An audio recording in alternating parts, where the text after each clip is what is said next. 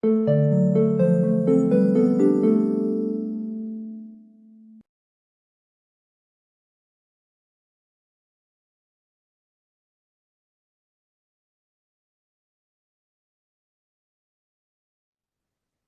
right, welcome everybody.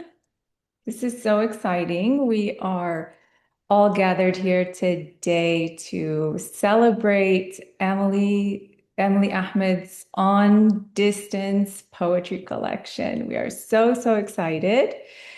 Um, this is my first book launch, my first publication as the new owner of Elyssar Press. And this is such an honor to be publishing Emily's poetry, which for me speaks so much for me, identity and family and language and connection and belonging, which is something I think that we can all relate to.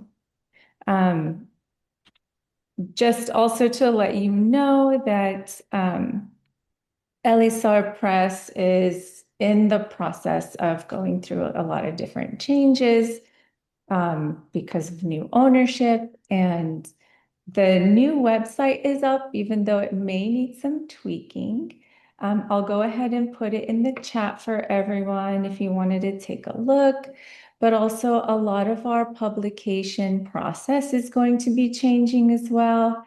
And so we're moving more towards a traditional independent publishing house. So I'm hoping that we can, if anybody is interested, if anyone has a manuscript, our reading period is opening up next month. So I would love to have conversations with you about your work. Yeah, so we are very excited to move into this new chapter for Elyssar Press. With that being said, I'm going to introduce first our moderator, Gia. Gianella or Gia Rojas is a queer Peruvian American writer born and raised in Miami, Florida. She's currently an MFA candidate and Michener Fellow at the University of Miami. Their work explores overlooked histories, relationships, grief, environmentalism, and intergenerational dialogue. The magic, care, and resistance of her communities are at the core of her writing. When Gia's not working, they love to puzzle with friends, explore the Everglades, and sing along to K-pop Demon Hunters for the thousandth time with their little sister, which, as I know, can get pretty catchy, those songs. Um, Gia will be moderating for us today, and she will be having a conversation with Emily. And I'm going to introduce Emily, but before I introduce Emily, I'm just going to let you know that we're going to have, after the conversation, we're going to have a short poetry reading by Emily. And then we also are going to have a conversation about the artwork in On Distance. Which is a really kind of integral part of the book, I would say. And then we have a Q&A with the audience at the end of our book launch. And at the Q&A with the audience will be open questions, and you can ask your questions on the spot. Or if you'd like, you can put your questions in the chat, and then either me or Gia, can read that out. I know it's up to you how you want to engage with Emily. And I'm sure if you have any questions for Gia too, they would be happy to answer. So I think maybe Emily does not really need an introduction, but I will give an introduction for Emily. She is a mixed race Egyptian American writer and a Michener Fellow at the University of Miami, where she's completing her MFA very soon, right? Spring, yes. She's often inspired by myths, fairy tales, film, television, and animals. Um, which I don't know if Emily's going to show you the pictures of the kittens today. I hope she does. But if not, I do have a couple of those kittens that she's shared with me, and I would be happy to share it with you. She also explores issues of mental health, coming of age, heritage, and family within her work. She enjoys going to the Everglades on her weekends off from school and painting and illustrating. On Distance is her debut collection of poetry. Without further ado, please, Gia and Emily, take it away. Yay! Oh my gosh, it is such an honor to be here moderating for you, Emily. I'm so excited to talk about this. I've seen you put so much labor and love into this collection. So with that, let's go ahead and get started. Hi y'all, I'm Gia. Um, Emily, one of my first questions for you is in regards to language. In this book, you are having so much fun playing with language, I think. In my reading, it feels like you're constantly playing with it, how it's spoken and written in different contexts. I wanted to ask you, can you tell us a little bit about your experience with writing this and what your approach to language was in this book? Yeah, totally. Thank you. And yeah, I just want to say, like, before I dive in, thank you so much to everyone for being here. Thank you to Nicole. There's so many people to thank, really, but kind of like on distance or on the theme of distance, I see a lot of people here from like different time zones and everything too. So that is really appreciated. And yeah, I love seeing you all here. Thank you. So the playing with language within the work, it's funny because I remember talking with Nicole and she mentioned playing with language. And I think at the time I didn't realize it was like as playful as it was because I think it sort of came naturally. And I was thinking about, of course, like multilingualism just because of my own upbringing and my education and my background and trying to, since that's like a reflection of myself and my experience, trying to put that onto the page. So, like the very first poem within the collection, there's a version in English and there's a version in Arabic. And that was like an exercise for myself that I wanted to do in language. And throughout, there is like some blending of languages or bringing in Arabic words as well. And I think that's just like a reflection of like my upbringing and maybe how I think, how um, sometimes how I talk. Like usually with like family, I feel like the languages are maybe more like separated, like English here and then Arabic here. But even just like online, sometimes on social media, I see like this blending. So I think it was just a reflection, yeah, of like my memories, and especially as being someone who is writing in English at the moment, my memories are not necessarily all in English. In fact, they're like definitely not all in English. So just trying to like put that onto the page. So Yeah. I'm curious, did you ever feel like there were moments you weren't sure whether something should be written in English versus Arabic? yeah, that's such an interesting question.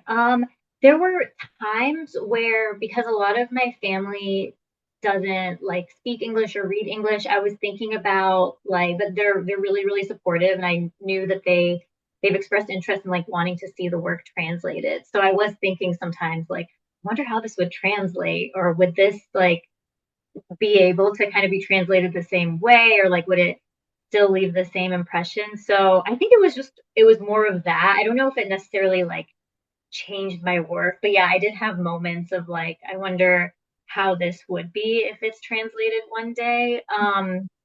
But yeah, I don't know if I really was super intentional about like, okay, and here's where I'm going to bring in like the Arabic or whatever. I think it maybe was just like a flow and trying to yeah, be authentic to maybe like my writing experience and just how it came out, I suppose. Yeah, definitely. And even with regards to playing with language, like even looking at the way that titles are, like the grammatical rules that you have throughout the piece, throughout your book, um, Nicole had brought up an interesting part about like capitalization, and there are some moments where you choose to use it versus some you don't. Can you tell us a little bit about how you sort of went about like, setting those rules up for yourself or non-rules in a way?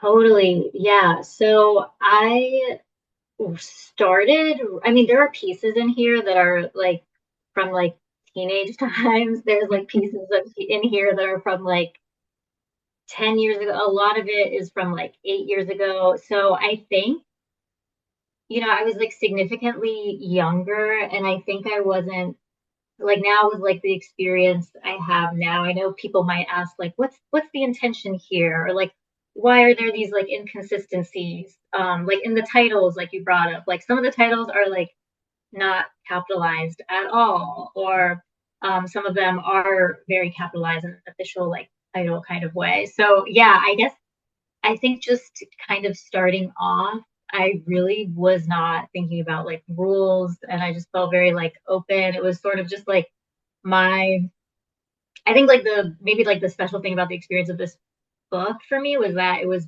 mine for a really long time, and I hadn't published before. So it was very much like there weren't really any rules. I was just doing what felt instinctual. So I guess maybe some titles I was like, okay, they're all capitalized. They feel like titles. Like, and then some of them just felt more like phrases that acted more as titles. So and some of them aren't really like rooted in logic even. And this like there's one called Cities Skyline Stencil, and there's no actual mention of like making a stencil or anything in that poem, but I'm a visual artist as well. And especially like at the times when I was like writing this, I was really engaged with visual art. So I often like, I guess I was thinking of the poem as an art piece and what it would be like as a stencil. And that poem City is all about different cities and describing different cities and what's charming about those cities, what's not so charming about them. So I was thinking of them as like skylines, and if I were to like stencil them all together. So I think maybe reading that you might be like, there's no stencil like in this poem. But I did just have like the freedom of this kind of being my own little world and being like, well, in my head, that's how I visualize it. So I know now, like, people might ask, like, what's the purpose of this title? Or like, how is it like reflected in the body of the work? But yeah, I guess it was like you mentioned, like maybe rules lists. Yeah. I love that. And I think it's interesting to point out early on, like we're gonna go more into it later on, but like how visual art has also influenced this book so much in terms of like tone, tone, mood, and yeah, I'm really excited to go more into that to see like how it's really shown up in all these pieces, like even when you're deciding what non-rules you're including in this, you know? Mhm. And speaking of titles, I am also curious about this title, On Distance. I remember we were talking about it with your publisher, Nicole. She mentioned how On Distance sounds reminiscent to Khalil Gibran's The Prophet. Could you talk a little bit about how On Distance came to be On Distance? Yeah, I love that question. And I love that observation that Nicole made that it does feel reminiscent of The Prophet by Khalil Gibran. It's so funny because it wasn't intentional at the time, but ever since she brought it up, I'm like, was it subconsciously there? Because yeah, I mean, I'm sure a lot of folks here have already read The Prophet, so maybe it goes without saying, but there's like sections of like on beauty, on children, on love, on marriage. So I think I mean, clearly it must have been in my subconscious or something, even if it wasn't intentional, because I think that was, um, in my early 20s was when I was maybe like reading him more. And there's just in general a lot of poets that I try to pay like homage to or I'm thinking of in some of these pieces, like Nizar Kabani is one of them too.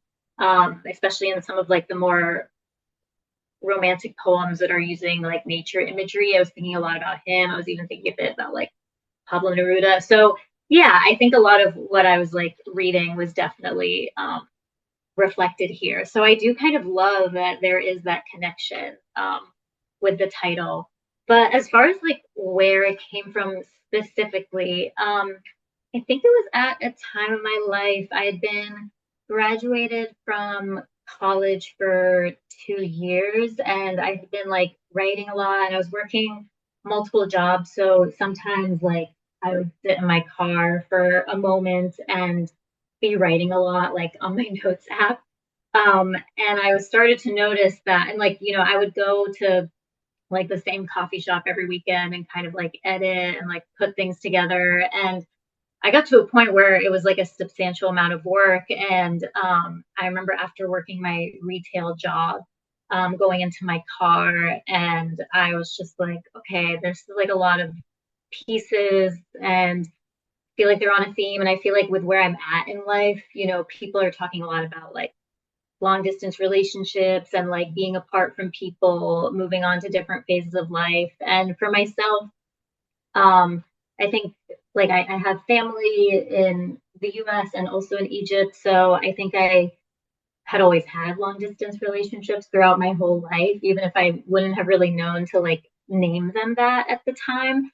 So it was honestly kind of like almost like out of body where it just kind of like came out and I was like, okay, I'm going to call it on distance. And it's wild because you know, I had my poetry workshop like earlier this week and the feedback I got was like the title needs to change of this poem because I do struggle with like titles of poems sometimes. So it is amazing that like for this collection and like specifically the title of the book, it was just like I just knew and like I just knew. So yeah.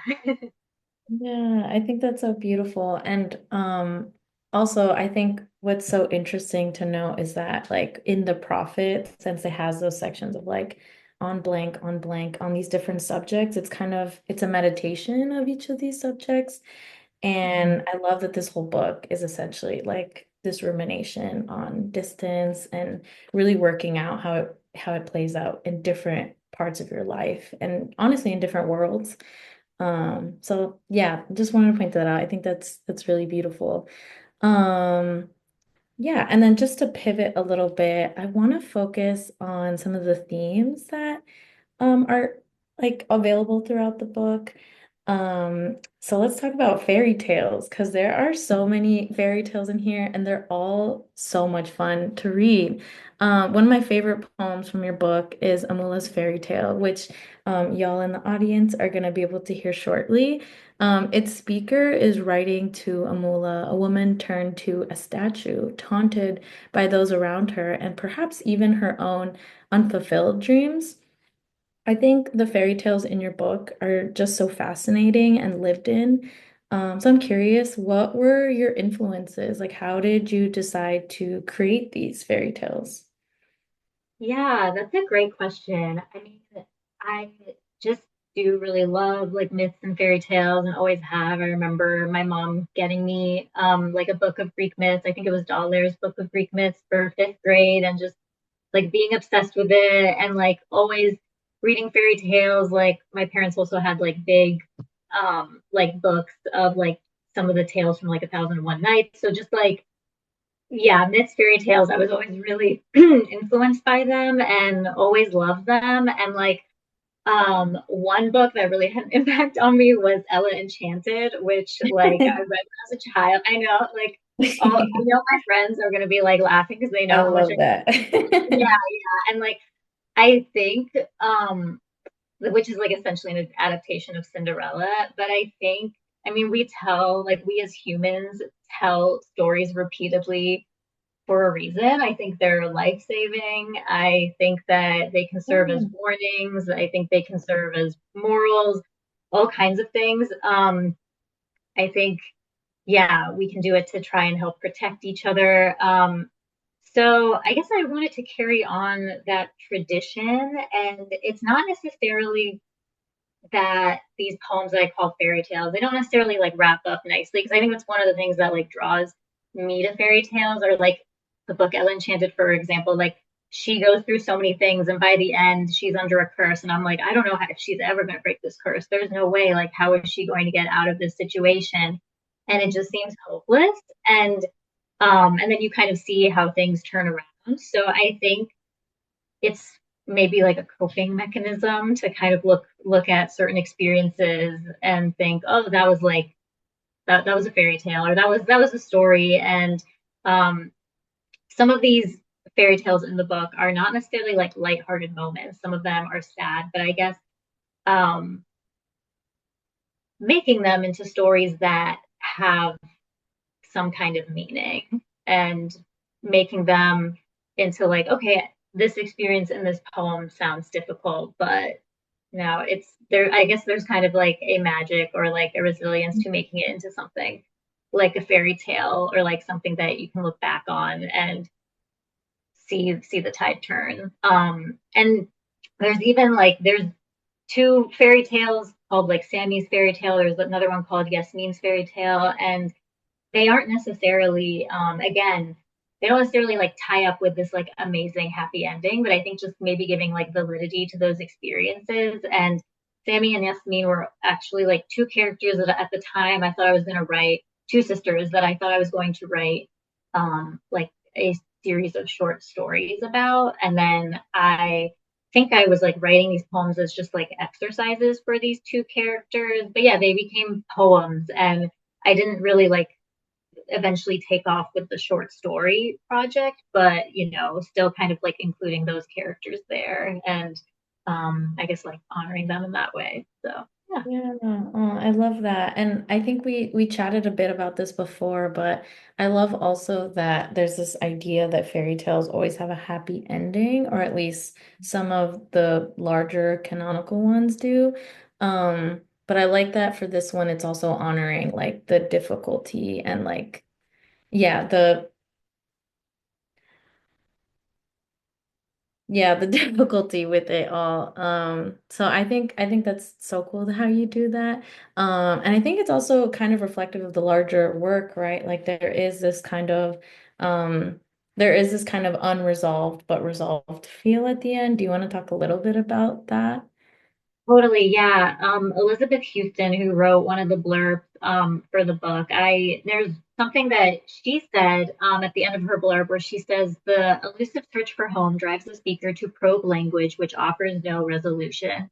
So I love that she said that, because I agree that it's not like you mentioned, Gia. These are meditations. I don't know that there are necessarily resolutions, but I think the book does end on a more positive note, perhaps. And Yeah. there's a search for home and meaning, and maybe realizing that like home doesn't necessarily have to be rooted in one place or one experience. That feeling of belonging um, can appear in other places, even if you can't replicate like an exact memory or an exact time over again. And Mhm. even if it feels like a contradiction to be far away, or to, I don't know, be exiting different phases of life into new ones.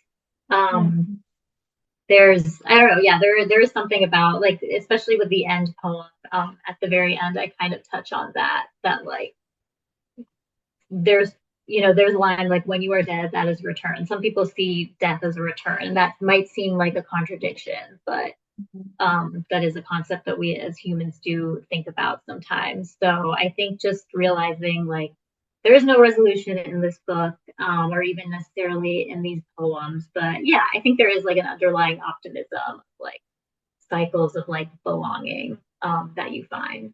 So yeah. Yeah. Do you feel like it was always meant to be geared towards optimism, or is that something that you like kind of found along the way?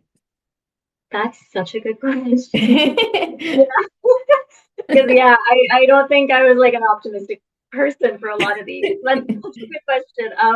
Yeah, I think maybe like I think I was like, I have to like end this optimistically for like my own sake. And just like because I want to believe that, and like I need to, I Mhm. guess it was kind of like, let me reassure myself of this, even if it like doesn't feel that way in this very moment. So yeah, I know we have to transition to the reading now, but yeah, that's a great question. Mhm. Thanks. Yeah.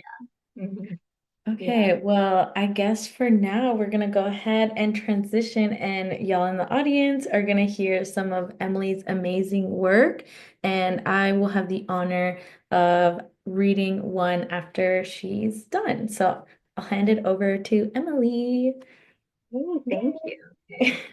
Finding the page. So this is going to be Last Love, Amula's fairy tale. And this is actually one that Gia helped me pick. Yeah, she was like, I this is one of love my this favorite ones. one. So yeah, it was like helpful having her kind of give me her favorites. So I'm kind of going off of that. So okay, Last Love, Amula's fairy tale. Amula, you were born a pessimist, maybe even a mistake. Your father naming you after lonely women who could write words that shone like cities, and your mother, a whole other spelling meaning my hope. They said you'd become a woman, but you became a statue, a mullah. You look at everything like a prophecy, especially when you're nowhere near the pharmacy with the meds and the gummies, all the doctor's offices where you've said, I'm ready, take whatever it is, I'll submit, swallow constellations star by star till I have enough light within me to be a god, because you never wanted to be anything less. Goddess, the school children once jeered, to a walking goodbye in baggy trousers. And mullah, your best friend's mom said no one can be taken seriously if their names end with a Y. Your hope can't be taken seriously, and neither can lonely women who crowd words to make cities. They said you'd become a dancer, and when you look up and squint, you don't see it. You don't even see a face in the mirror. And mullah, just open the love letter like you haven't been bitten thrice. Open the front door like you can see friends past the glass, like you take hope seriously. Open your borders. Just try. That's Beautiful. very. Beautiful. Okay, I think should we do postcard from nowhere next, Yeah, maybe? yeah, yeah. I Yeah, can go ahead and do that yeah. one. So We have I'll be. oh yeah, sorry. Sorry, go ahead. Go ahead, go ahead. No, I was just gonna say, like, we had spoken with Nicole about, this book launch, and Nicole was like, what if we heard, one of these poems in another voice? And I was like, oh my gosh, like that'd be amazing because I've never heard my anything I've written in another person's voice. And Gia just seemed like the perfect person for that. So yeah, I'll let you take it away. So I'll be reading Postcard from Nowhere. Um, yeah, and I'll go ahead and get started. Fact. The sculptor who knits, paints jewelry, and moonlights as a barista, of course, speaks in both body and poetry. Asked me to marry him with a cheap bracelet in hand and a promise to princess me every car ride. No, it wasn't a bracelet. It was a leather-bound copy of Yeats' Irish fairy tales, and the promise was to divorce in 5 years so I could stay in Dublin longer. It was more of an arrangement, this being my last night there. Actually, we were in Miami on the beach, laying side by side in the sand, whispering the most ridiculous things. What if my hands felt like rubber gloves? Would you still love me? Why don't you marry me? Actually, we were in Nashville, where he introduced me to his friend John and said I was the poet. And that's when I knew he loved me. No, no, wrong person, wrong fantasy. The sculptor in Dublin handed me this paperback, said an asshole wrote it, and he didn't want it. And I said yes to marrying him. He seemed nice, and I had nowhere else to go. Well, I had two places to go, but I just couldn't go. Shall I explain the difference? We both lived in the 7th district, didn't know it, and he caught me grocery shopping once. Another time, I got off the bus and he sped by on his bike before he saw me and spun back around. And if that's not a romantic beginning, a romantic coincidence, I don't know what is. He said, I've been wanting to hang out with you loads. We forged text messages together to tell the authorities, sorry, the neighbors, we were in love and our marriage was true. We got so good at it, living in an apartment, lying and thieving, that we thought we'd make more crimes together. That's when we robbed the bank, hid on rooftops, camped in West Cork, actually, Chef Showen, where I'm writing to you now. Actually, I never said yes to him, and that's my problem. Actually, it wasn't the sculptor at all. The other barista, who the sculptor said hated women, also noticed me, and he gave me free cups of coffee and flattering texts and a child.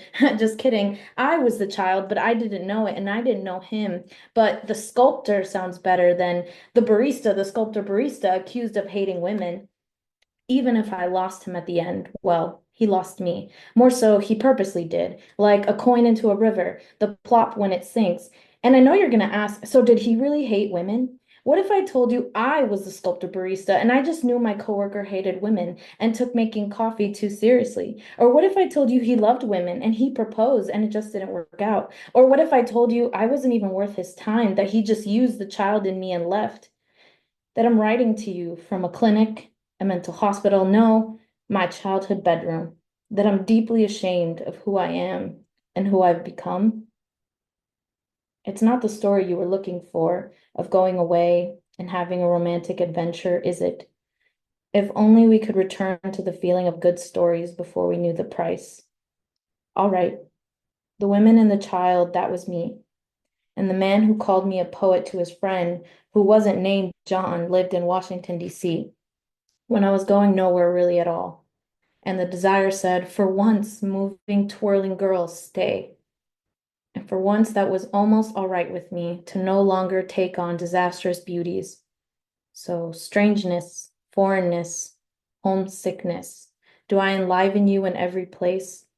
Like a sibling attached at my hip, related in our faces, I glance out into the backyard and you're dancing around, naked again. Love that poem. Nice, So yes, good. thank So good. you. Oh, thank you so much, Gia. That was really cool to hear it from someone else's voice. Kind of surreal, actually. Okay, cool. I'll do one more.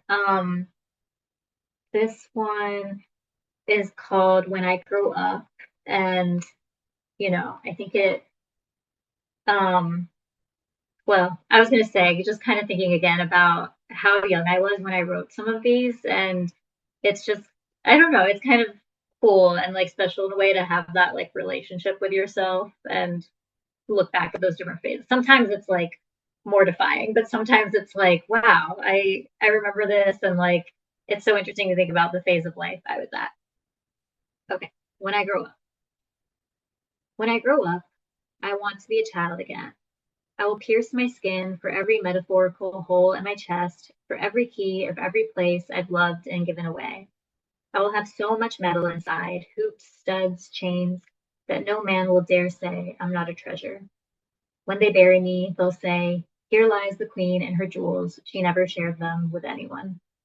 For every citizen who tells me I'm a sheep or a terror, I'll never be their diplomat or their bridge.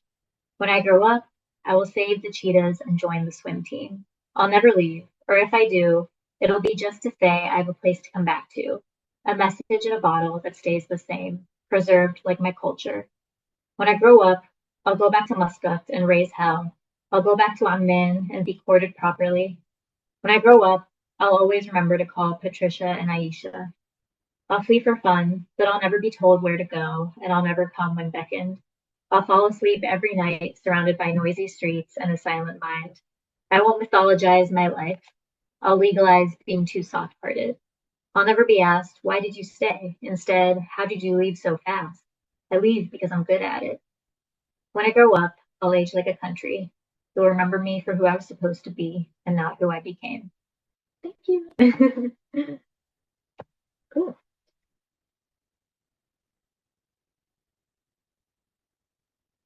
Oh, beautiful. Thank you. Aw, Um, okay, well, I think from there we're gonna go ahead. Yeah, we got some love in the audience. Snaps. I was doing this, I don't know what this. Yay, some love for all these. Oh, I love how folks are, yeah, really resonating. Okay, well, now we're gonna go ahead and transition into our little Q&A about the art in the book, which is incredible for those who haven't seen. Just the blur. But this is Emily's beautiful, beautiful artwork. Emily, can you tell us about your cover? Like everything that you can. What was your inspiration? How did you decide for this to be your cover? And for those who don't know, Emily actually painted this herself. It's beautiful. And I think it really sets the tone for this collection perfectly. So would love to hear all your thoughts about it. Yeah, so this was a painting that I actually did in undergrad when I was a senior in a painting class. I did like a studio art minor in undergrad, and um, I was more used to like working with acrylic paint, but now working with oil paint.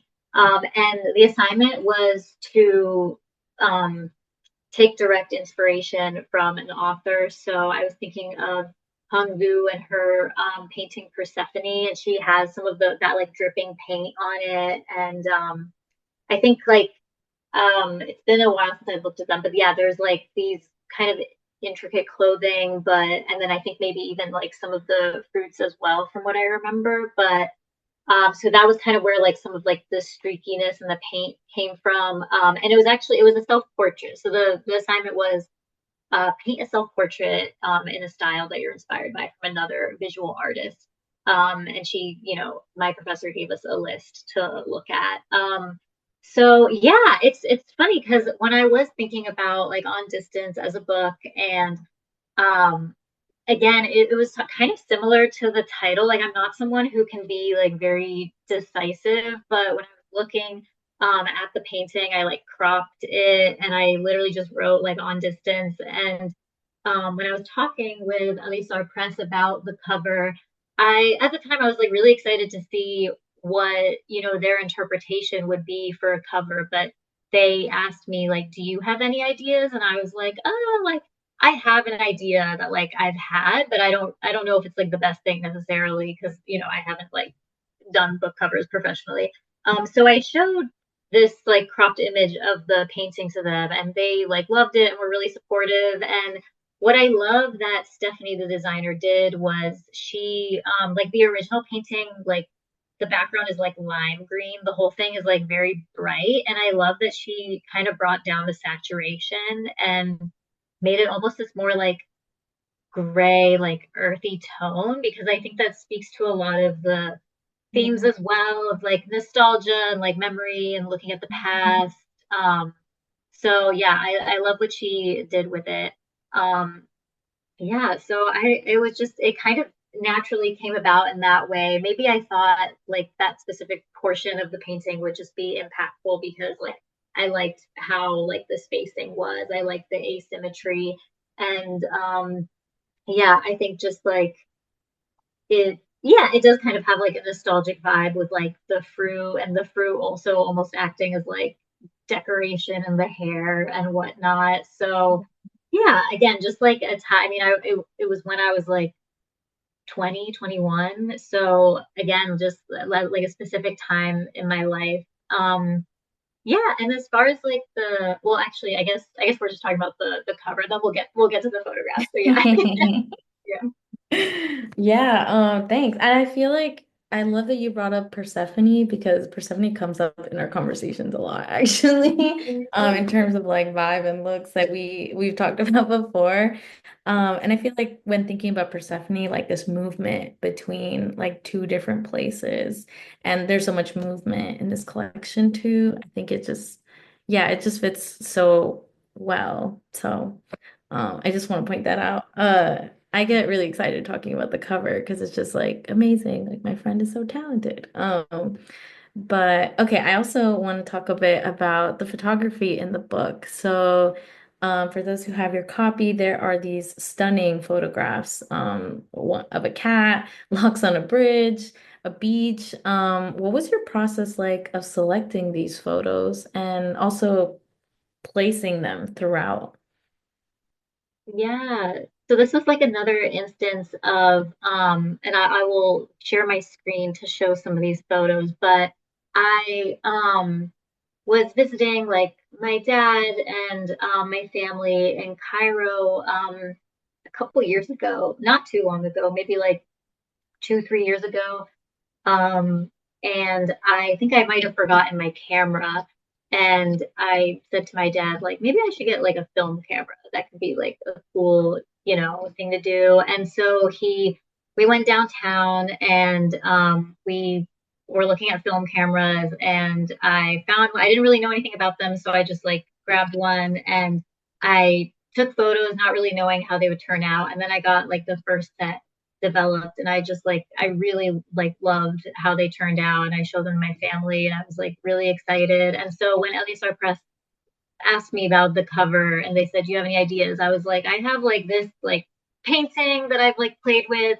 But I also have like photographs. I don't know if you would want to use them as like a way to something to play with in your own cover designs. And I showed them the photographs and like Katya and Stephanie were like really, really supportive and really like engaged with the photographs, which was really cool to see because like I was like really engaged by them, but I didn't know if like other people would be. And they were like, wow, it feels like, time traveling or something. So I'll show some of them. Okay. So I'll just focus on a few. You all can see my screen, right? Okay, no issues. Um, so so I have this one that Yes. is in the collection. I'm sure like when people get the book or maybe they have the book already, they'll see some of these. But yeah, this one I just thought it honestly felt really nostalgic. There's like a loneliness to the bike there being on its own, and I just felt like it was really steeped in like the nostalgic, dreamy vibe of the book, and this was taken in Casablanca, Morocco, where one of my dear friends lives. And I was visiting her on my way out of Cairo back to the DC airport. So I was stopping by in Morocco to see her. And yeah, so it holds like a a significance to me for that reason, but I also just felt it really fit the theme. And then I have Can I just point out also that that photo is one of my favorites because it's also with the carpenter and the mermaid, which I think is yeah, such a good fit. I don't know if you want to talk a little bit about placing those two together. totally. Yeah. Well, I think like yeah, it's by the poem The Carpenter and the Mermaid and that one like I mean, you can tell from the title like it has a or it's like kind of about mermaidness, mermaid life. So having a beach there seemed natural, but also again, just like the nostalgia, like the loneliness and Yeah. isolation that I feel like is embodied in the bike, where like all those people are kind of in the beach. Yeah, so yeah, um, very good connection. And then this one, I really enjoy because it's double exposure, which again, I was kind of learning how to do. And yeah, when I was speaking with Elyssar Press about like what should the cover be, and I said I have these photos and this painting, but that's kind of like all of my ideas. And they thought, what if we just put the photos in the book? And I thought that was a really cool idea. And like, yeah, I think it's really special. I'm really glad that we did that. But as far as like this photograph, yeah, there's a double exposure of, the kind of like canopy with the string lights.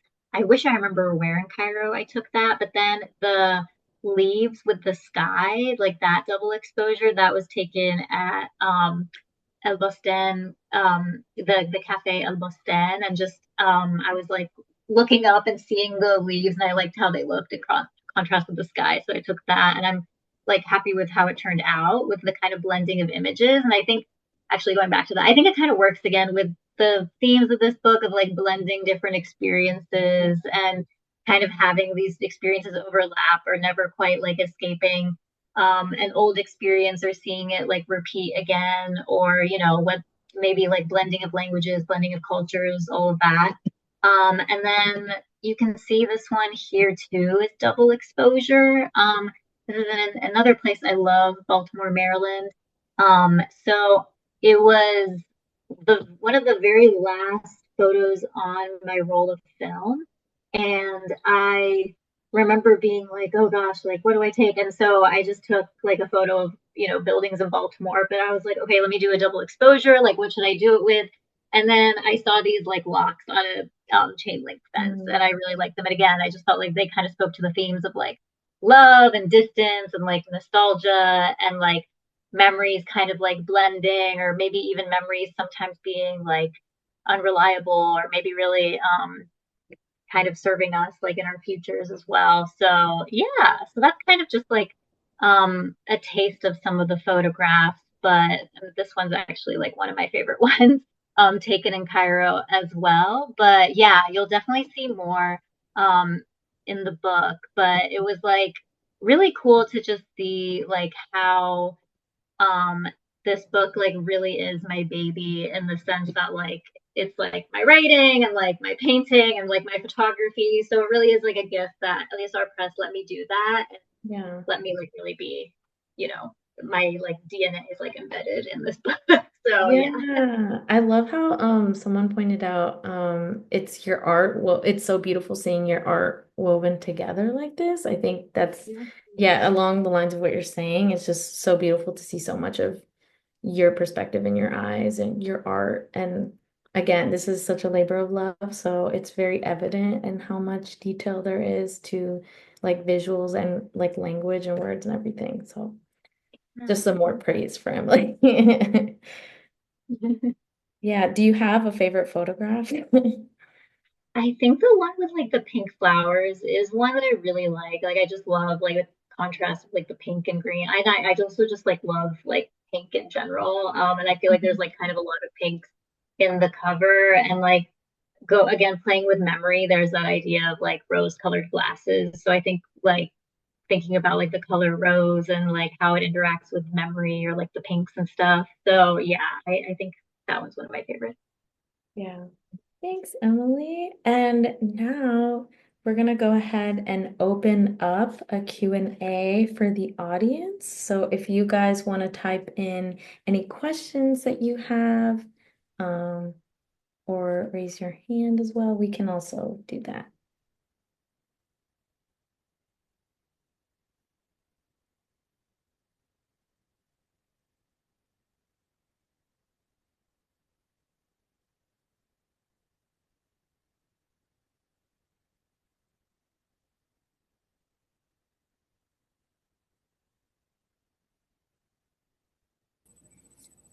Okay, we got a raised hand. Edmundo, if you would like to ask your question. I went down, so I'm not sure. Hi, first of all, good evening, everyone. And secondly, I have a question regarding the photographs you took. Um, I'm not sure if you like did end up saying it, but what like to you, what is your favorite photograph out of all the other ones that you've taken? Yeah, I can share my screen again real quick, but I think so I really do like this one. It's on my website as well. I saw these flowers a lot in my childhood. This photo was like taken in Cairo, Egypt. And so yeah, I see these flowers a lot. Or I saw them a lot in my childhood, and I actually see them now living in Miami. So there's something like really special about that connection, I think. And I just love pink. But there's honestly a lot, like some of them are funny because like some of them aren't even like in focus, but like there's this one of like, oh, actually I don't think we ended up using that one, but there is one of a cat that I'm trying to find that is like a cat who was in my aunt's house that I took a photo of. We might not have it here, but that one just has like, I don't know if you all can see these like little kittens here. I think that one just has sentimental value, because even if it's like not perfectly in focus necessarily, it's just like, again, I love animals, and I love like nice to animals Oh, that they has. Oh yeah, and there's one that very yeah, cute. Nicole too. Again, this is at the cafe of Boston. The little kittens like frolicking around. So yeah, I think this scene to me is just very special. So yeah, I like the cat ones too. They kind of the one in the book especially kind of makes me laugh, because it's the cat that was like living right in front of my aunt's apartment. So yeah. Yeah. Thank you for that question. We have some questions in the comments. So, are the photos published in color? Yes, they are. Mariela asks, what has it been like re-experiencing these poems after distance from them?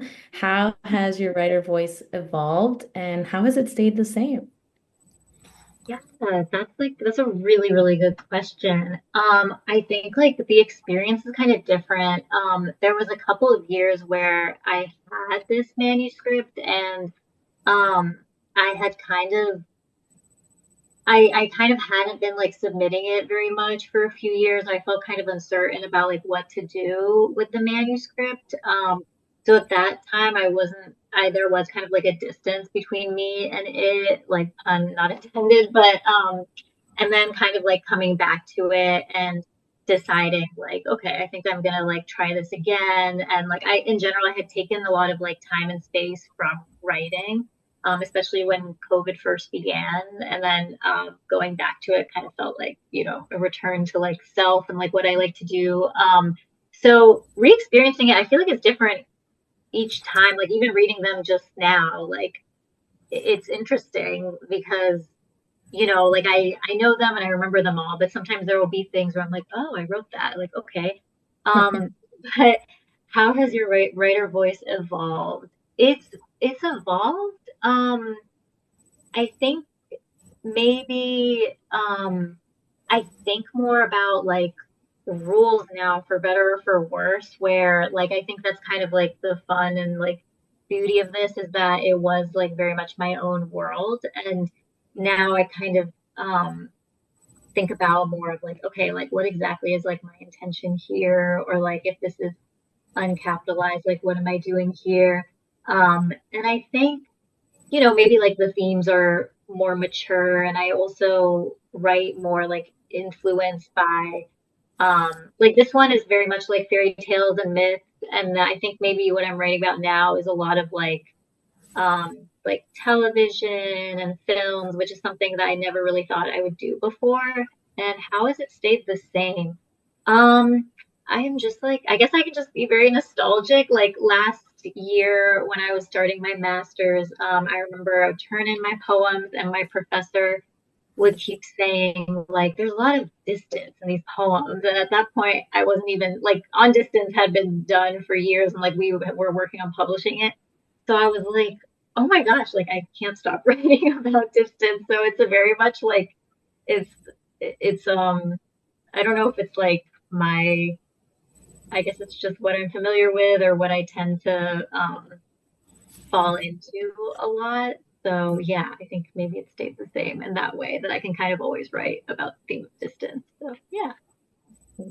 And then we have another question. We have a few actually. Oh my goodness.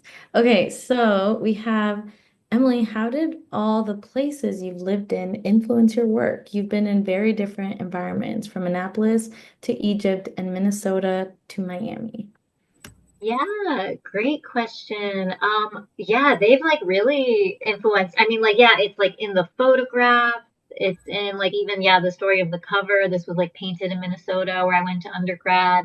Yeah, and I think all of the work is just about like putting all of those experiences together because I think like having had like long distance relationships my whole life, maybe like I underestimated the transition out of like college into like adulthood and trying to keep up with those like friendships and moving repeatedly like over and over and over again. So I think this was trying to like make sense of like how do you like keep in touch with people? How do you like honor these relationships? How do you like honor and like accept relationships that just like don't like evolve past a certain point? So yeah, I think like these poems are very influenced by those places and how to make sense of like just bouncing around, both like physically and like mentally and emotionally too. So yeah. Mm. We also got which poem was the hardest to write and why? Oh, that's such a good question. Let me think about that. Um, I'm not sure. I remember, so the poem, it's towards the end. It's called Postcard to Comparison and Postcard to New Love. And you can see again, I'm kind of thinking in visual art because I like made postcards, or like that making postcards was my thing. So I was thinking of visual art, and I was like, this would be a postcard, and a lot, even if it like doesn't necessarily come up in the writing. But that was for part of like a micro residency, like an online micro residency with a publication called Running Dog, which is based in Australia, and they were amazing. And like they paid me to write two poems, and this was the second one, and I feel like the first one just like came more like effortlessly, and the second one was a lot more difficult. But like, I had like a deadline, and I really had to like just think about it. So I guess maybe that one was like one of the ones, maybe there was more like urgency, and I was just trying to figure out like what I wanted to write and what I wanted to say. So yeah, thank you. I think we're running low on time. We might have time for one more question. I'm not sure. Okay, so last one from Aiden. What does your manuscript drafting process, project drafting process look like for you now versus when you drafted this collection? That's such a good question. Yeah, because I am working on like a manuscript now, which is like my thesis, and is like my second manuscript. And yeah, I think for this one, I think I did just like print them out, and I remember just like laying them all out and thinking of like an order that made sense for me. And some of them, I would say a lot of them are like, I think the beginning work, a lot of them are written like earlier in life, and then maybe the later works are written later in life. Not always, but I think for a lot of it, it's like that. Um, yeah, actually, that's funny. Yeah, I'm looking now at like the last like section. There's actually one in there that I wrote when I was like 19. So it's not like an exact rule, but like I think generally. Um, but yeah, I guess again, I just feel like it was instinctual, and I wasn't really like overthinking it at that point. And now with the order, I think it still feels instinctual. I'm having like a meeting about it with my thesis advisor soon. So, we'll talk about the order more too, and like what advice I get about that. But yeah, to me, it still feels very instinctual. I think like order for me does feel like I enjoy it, and it feels natural, and it's like, okay, everything's already written. Now I just have to order it. And I think usually even when I write, I kind of order them as I go too. So yeah. Great. Nicole, I'll turn it over to you. Yeah, thank you so much for such a wonderful conversation about the poems. That was absolutely great. And I love, for me, I love how the imagery, like the visual, the pictures, kind of like Gia said, match a lot of the poems. So you have a lot of this kind of conversation happening between your poetry and the visuals in your book, which is absolutely wonderful. And yes, your DNA is all over this. It's great. It's such an Emily piece. So that's wonderful. Thank you all for joining. I do want to respect the time. It is 5 o'clock. We've concluded the time for the book launch. And thank you all for being here. If anybody would like to stay a little bit after and talk to Emily, I think maybe, would you want to give like 5-10 minutes? Is that okay? Yeah, Since totally. we're here, and I know everybody's in a different place, and everybody, is somewhere in the world, I feel like it's such a nice opportunity to chat with you. So those of you who need to go, please do feel free. Thank you for coming. And yeah, and so if there's anybody else who'd like to unmute and have a question for Emily, please do that, and we can stay for another, I think, 10 minutes if that's okay. Thank you, everyone who came. Thank For you. those of you who are, yeah, thanks. So nice to see everyone.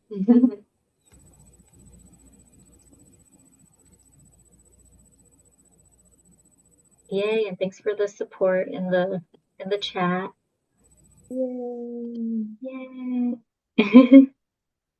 Aw. Yay.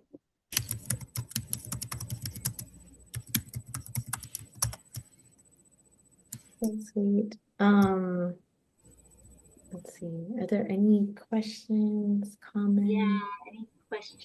I'm definitely happy to stick around for a bit. Yeah, there are some questions in the chat, but I'm not sure if all those folks are still here. So True. That's okay. Yeah. I would love, yeah, if there's a couple more questions, maybe we can go through them. okay, we can go through those, yeah. Yeah.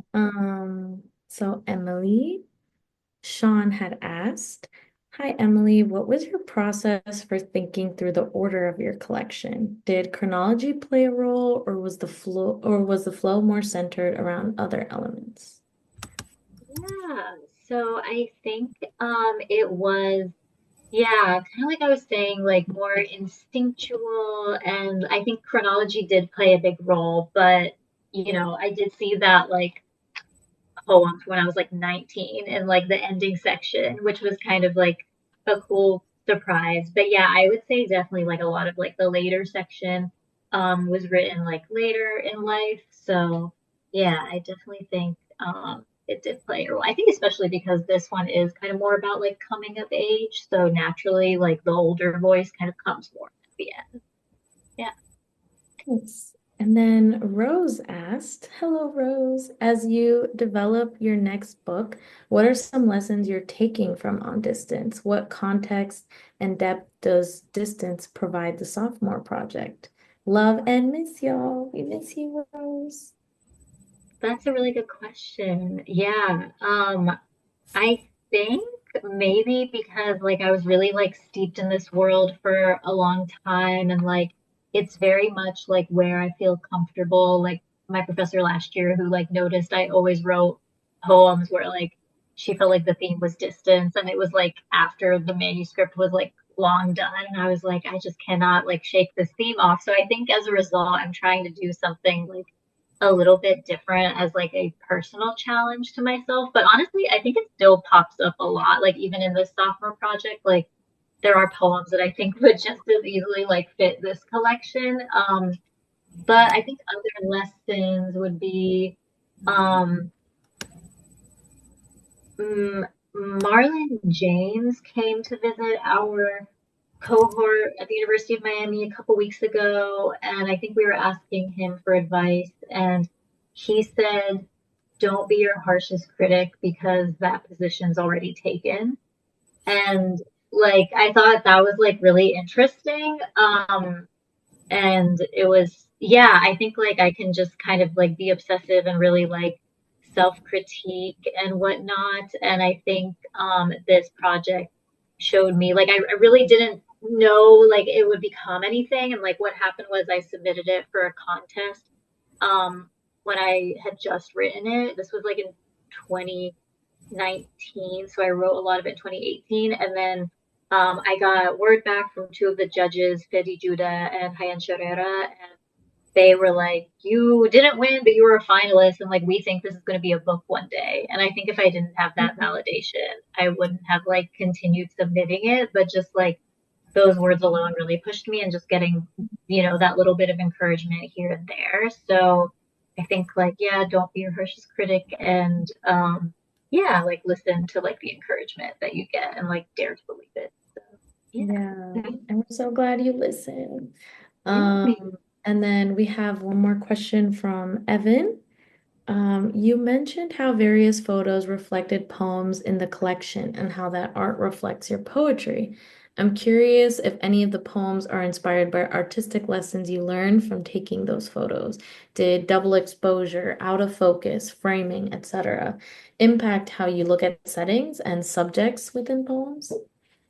Yeah, that's such a good question. The photographs were taken like long after like the text and like manuscript was done. So they were separate in that way, but I think in general, like they do just really go well together because I think sometimes like memories feel out of focus or sometimes you have to fill in the gaps. And I think there is a lot of that because like even like the places in here it's like is it like a real place, is it like more of like a dream world, is it just like Mhm.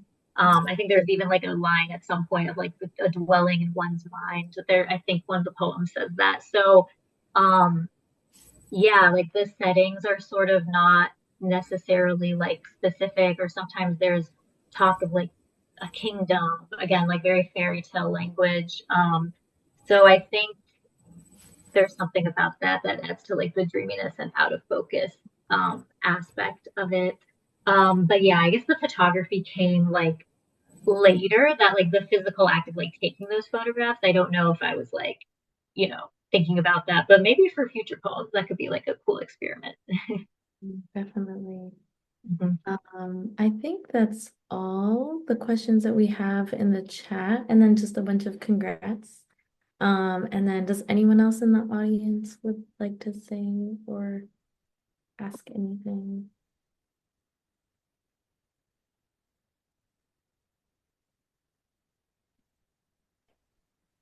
In that case, I'm going to wrap up our book launch today. Thank you so much, Emily. Thank you, Gia, for moderating. It was such a pleasure hearing both of you in conversation.